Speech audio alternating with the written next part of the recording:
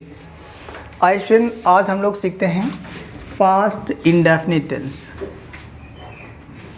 Past indefinite tense. देखिए, मैंने लिखा पास्ट इंडेफिनिट टेंस। सबसे पहली बात तो मैं सीखता हूँ कि ये पास्ट इंडेफिनिट को हिंदी में क्या कहा जाता है। वैसे ज़्यादा लोगों को पता ही है, तो आप बोलोगे भूत अनिश्चित काल। भूत अनिश्चित काल। क्लियर।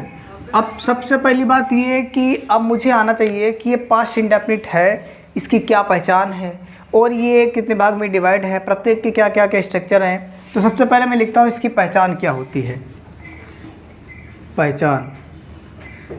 पहचान को आप इंग्लिश में आइडेंटिटी या आइडेंटिफिकेशन कहते हो। आइडेंटिटी या फिर आइडेंटिफिकेशन। क्लियर। इसकी पहचान होती है कि लास्ट में थोड़ा सा लिख देते हैं, इस काल के वाक्यों के अंत में तथा कामा तिथि कामा तेथे कामा आ कामा ई कामा ए आदि शब्द आते हैं। क्लियर है। देखो, मैंने लिखा क्या, जो मेरा पास्ट इंडेफिनिट है कहीं पे मिलेगा आप कैसे जानेंगे कि वो पास्ट इंडेफिनिट है। या तो लास्ट में उसके बाद में था आएगा।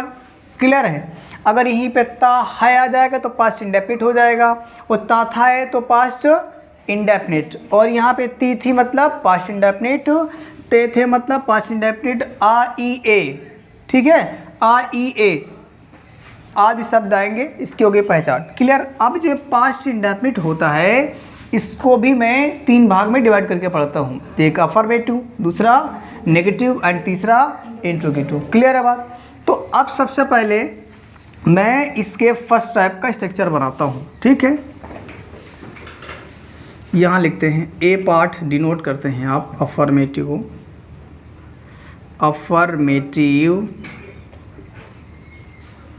Affirmative sentences.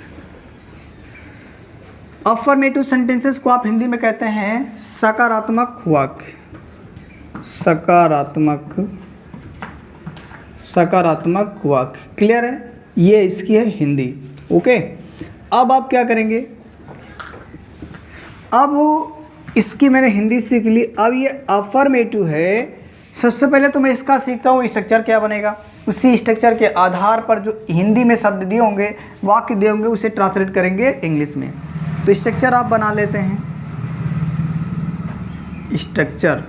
स्ट्रक्चर की जो हिंदी होती है उसे क्या कहेंगे आप, संरचना। स्ट्रक्चर क्या होता है तो आप बताओगे, सब्जेक्ट प्लस वर्ब की सेकेंड फॉर्म। इस ऐसे भी लिख सकते हैं या फिर आपकी मर्जी है, इस तरीके से लिखे सेकेंड फॉर्म जैसे आप लिखना चाहें।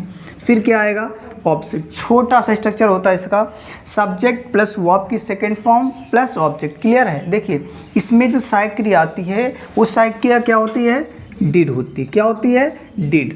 क्लियर। आप याद रखेंगे जो मेरा पास्ट इंडेफिनिट है उसकी सहायक क्रिया क्या होती है, डिड। और प्रेजेंट इंडेफिनिट की सहायक क्रिया क्या होती है तो आप बताएंगे डू या डैश। सभी सेंटेंसेस की आप सहायक क्रिया याद रखेंगे। और जो पास्ट इंडेफिनिट वर्ब भी कौन सी फॉर्म लगती है, सेकंड। यदि आपको सेकंड फॉर्म नहीं आती तो आप इसका हिंदी ट्रांसलेट करने में थोड़ा गलत हो जाएगा। ठीक है, तो आप इतना नोट कर लिए होंगे, इसको नोट करिएगा। मैं कुछ सेंटेंसेस से लिखता हूँ फिर इंग्लिश में ट्रांसलेट करता हूँ।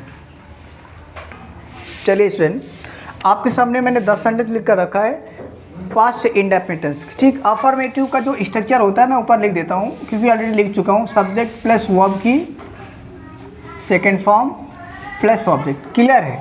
ध्यान से देखिए, सबसे पहली बात ये कि जो मेरा पास्ट इंडेफिनिट टेंस है उसमें आपको जो था दिखेगा, थी दिखेगा, थे दिखेगा, इनकी मीनिंग आपको नहीं लिखना है। जैसा कि आप प्रेजेंट इंडेफिनिट में क्या करते हो, प्रेजेंट इंडेफिनिट में आपको दिखेगा है, हो और हैं। ये 3 शब्द की मीनिंग नहीं लिखते हैं, वैसे ही आपको प्रेजेंट इंडेफिनिट में था, थी, थे के मीनिंग को नहीं लिखना होगा। अब बचा क्या, ज़रा ध्यान से देखिएगा, इसमें से अगर मैं था को कट करता हूँ तो मेरे पास क्या बचता है, वह जूते खरीदती। ठीक है, बस समझ में आ रही। सबसे पहले मुझे क्या चाहिए, सब्जेक्ट, जो कि आपको दिख रहा है सब्जेक्ट क्या है, वाह। मैंने आपको बता रखा कि जो सब्जेक्ट का पता लगाने के लिए किस शब्द का इस्तेमाल करते हैं, कौन का। क्लियर है बात, हूँ। जैसे मैं इस क्वेश्चन में बात करूँ कौन खरीदता है, तो आंसर मिला आपको वाह, तो वह मेरा क्या हुआ, सब्जेक्ट। क्या से क्या मिलता है, तो आप बताएंगे ऑब्जेक्ट। क्या खरीदती है, तो आप बताओगे जूते। क्लियर है, तो यहाँ पे लिखोगे। अब बचा हुआ खरीदती। अब पहली बात, खरीदना का मीनिंग पता होना चाहिए, और खरीदना का मीनिंग क्या होती है, बाई, और बाई की सेकेंड फॉर्म क्या होती है, बॉट। क्या होती है, बॉट। क्लियर है, बॉट। सबसे पहले आप सब्जेक्ट, सब्जेक्ट की मीनिंग क्या लिखेंगे आप, सी। सी के बाद मुझे चाहिए वर्ब चाहिए। वर्ब है क्या, खरीदना, और खरीदना की जो सेकेंड फॉर्म होती है क्या होती है, बॉट। क्लियर है बात कि नहीं। देखो सबसे पहले मुझे सब्जेक्ट मिला, वर्ब, अब क्या चाहिए, ऑब्जेक्ट। यानी ऑब्जेक्ट क्या है, क्या खरीदता है, जूते, और जूते की मीनिंग होती है शूज। क्लियर बात, यहाँ तक किसी को कोई भी दिक्कत नहीं होनी चाहिए। नेक्स्ट सेंटेंस लिखा है, मैं काम करता था। मैंने कहा इसमें था के मीनिंग को नहीं लिखना है, तो क्या क्या बचा आपके पास, मैं काम करता। तो बोलो मैं क्या है आपका, सब्जेक्ट। तो मैं की मीनिंग क्या आती है, आप लिखोगे आई। अब यहाँ करना की मीनिंग क्या होती है, डू, और डू की सेकंड फॉर्म क्या लिखेंगे आप, डिड। इसमें फर्स्ट सेकंड थर्ड तीनों फॉर्म का नॉलेज होना चाहिए, बट यहाँ पे इस्तेमाल मुझे सेकंड फॉर्म का ही हो रहा होगा। ठीक है, आई डिड, और क्या लिख बचा हुआ, काम। काम मेरा क्या है, ऑब्जेक्ट, द वर्क। यहाँ तक किसी को कोई दिक्कत तो नहीं।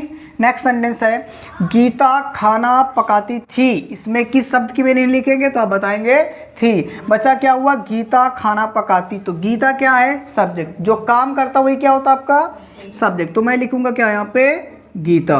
क्लियर है बात। और गीता के बाद मुझे चाहिए क्या चाहिए, वर्ब। वर्ब है क्या, पकाना, और पकाना की मीनिंग क्या होती है, कुक। और कुक की जो सेकंड फॉर्म होती है कुक, थर्ड फॉर्म भी कुक्ड। क्लियर है। और क्या पकाती है, खाना, और खाना के लिए आप क्या लिखने वाले हो, फूड। यहाँ तक किसी को कोई दिक्कत नहीं होनी चाहिए।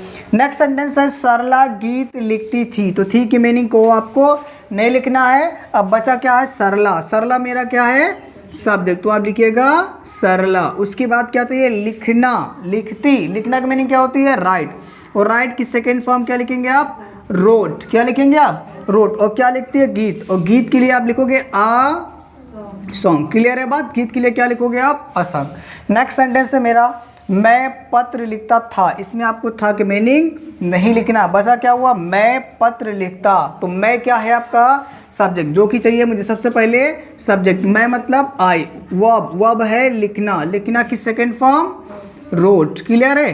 अब बचा क्या आपके पास, पत्र। पत्र के लिए इसको थोड़ा सा और सही कर दे, आ लेटर। यहाँ तक किसी को कोई दिक्कत तो नहीं हो रही है, बिल्कुल नहीं होना चाहिए। नेक्स्ट सेंटेंस है, श्याम अखबार पढ़ता था। तो इसमें था की मीनिंग नहीं लिखना। क्या बचा हुआ है, श्याम अखबार पढ़ता। इसकी मैंने लिखना है। सिंपल सी बात, सबसे पहले क्या आएगा, श्याम। श्याम तो आपका नाम ही है, तो आप श्याम के लिए श्याम लिखोगे। एक मिनट थोड़ा इसको से बनाते हैं, श्याम। उसके बाद क्या बचा आपके पास, पढ़ना। पढ़ना की मीनिंग रीड। तो मैंने क्या लिखा, रीड की सेकंड फॉर्म थर्ड फॉर्म तीनों सेम होती है। पढ़ा जाता है रीड, रेड, रीड। क्लियर है। तो ये रेड पढ़ेंगे क्योंकि सेकंड फॉर्म में है। उसके बाद अखबार। तो अखबार के लिए the news paper. News paper. Clear है, इसका कोई काम नहीं है। अब नेक्स्ट सेंटेंस है मेरा, वह आम खरीदती थी। इसमें आपको थी की मीनिंग नहीं लिखना है। और बचा क्या हुआ, वह खरीदती। आपका क्या है, वर्ब है। आम क्या है आपका, ऑब्जेक्ट। सबसे पहले क्या चाहिए, तो आप स्ट्रक्चर देखोगे तो सबसे पहले सब्जेक्ट। सब्जेक्ट वह की मीनिंग सी, और खरीदना की मीनिंग बाई। बाई की सेकंड फॉर्म बॉट, और थर्ड फॉर्म भी बॉट होते। और क्या खरीदती है, तो यहाँ लिखिएगा द मैंगो। क्लियर है बात। यहाँ तक किसी को कोई दिक्कत नहीं होनी चाहिए। अगला है, उसने पत्र लिखा। अब इसमें बताओ, था थी तो आ नहीं रहा। मैंने आपको बताया था इसके बाद में आ ई ए भी आएगा। आ से तात्पर्य ये है कि आ का मतलब जैसे हुआ कि आपको बड़ा की मात्रा दिखेगी। ई से तात्पर्य हुआ कि बड़ी की मात्रा दिखेगी। क्लियर है बात। और ए लिखाया था, ए से तात्पर्य है आपको ए। ठीक है, कोई दिक्कत नहीं होनी चाहिए। अब जैसे लिखा हुआ है, यहाँ पे लिखा हुआ है उसने पत्र लिखा। अब इसमें आपको क्या दिख रहा है, बड़े आ की मात्रा आपको दिख रही है बाद में, तो समझेंगे पास्ट इंडेफिनिट है। तो यहाँ लिखेंगे क्या, उसने। उसने की मीनिंग क्या लिखेंगे, आप यहाँ पे ही लिखिएगा, पहला अक्षर कैपिटल कर दीजिएगा। ही लिखा की मीनिंग क्या लिखिएगा। अब उसके बाद लिखा, लिखना से बना हुआ लिखा, तो लिखना की मीनिंग क्या होती है, राइट की सेकंड फॉर्म रोट। रोट मतलब लिखा, वो क्या लिखा, पत्र। पत्र के लिए आ लेटर। क्लियर है बात ना। नेक्स्ट सेंटेंस है मेरा, मैंने खाना खाया। तो इसमें लास्ट में क्या मिला, आ ही मेरा क्या बताता कि पास्ट इंडेफिनिट है। तो मैंने की मीनिंग क्या लिखेंगे आप, आई। उसके बाद खाया के लिए ईट की सेकंड फॉर्म क्या होती है, आइट। और खाना के लिए फूड, द फूड या केवल फूड लिखिए। क्लियर। अगला लिखा उसने टीवी देखी। तो उसने की मीनिंग क्या लिखेंगे आप, सी भी लिख सकते हो और ही भी लिख सकते हो, जेंडर क्लियर नहीं है। तो उसने लिखा क्या हुआ, सब्जेक्ट। अब क्या चाहिए, वर्ब। वर्ब है क्या, देखा। देखा के लिए वॉच। वॉच की सेकेंड फॉर्म वॉच्ड। क्लियर है। सी वॉच क्या देखा, टीवी। तो यहाँ आप लिखेंगे द टीवी। यही आपके पूरे सेंटेंस हो गए कंप्लीट। अब आप इसे नोट कर लीजिएगा।